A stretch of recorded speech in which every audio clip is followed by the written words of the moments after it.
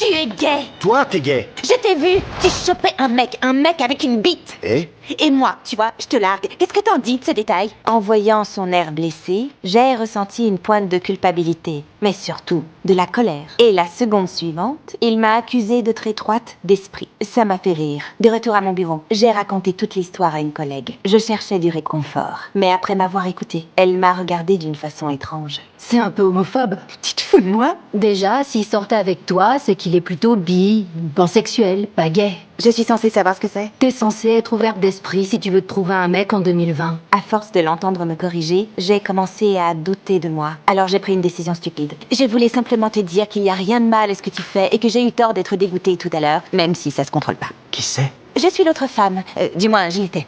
Et je peux l'être encore, parce que la sexualité est un spectre pour prouver que j'étais assez ouverte. Je me suis mise à lui parler de l'émission RuPaul's Drag Race, mais il me regardait comme si j'étais ridicule. Je comprends pas, j'ai pas le droit de me joindre à vous? Genre, qui est homophobe maintenant?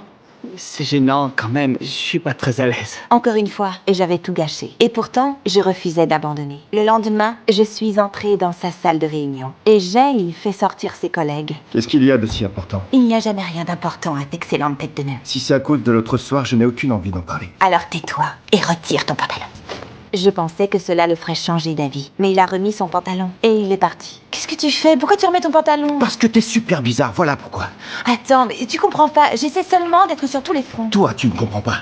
Je dois reprendre le travail. Je ne comprenais plus rien. Qu'est ce que j'avais fait de mal. Alors je suis allée pleurer auprès de ma collègue. En fait, j'essaie de satisfaire son côté pan, mais quoi que je fasse, c'est toujours tout faux. D'accord. Et tu lui as dit ce que tu ressentais? Quoi? Non. Pourquoi? Pour une raison évidente, c'est que lui non plus ne m'a pas dit ce qu'il ressentait. Espèce de petite idiote demeurée.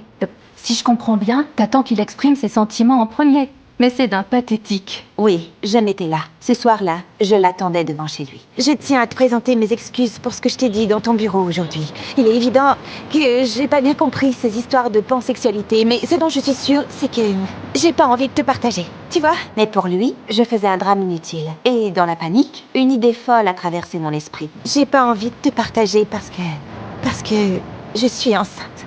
Qu'est-ce que tu dis?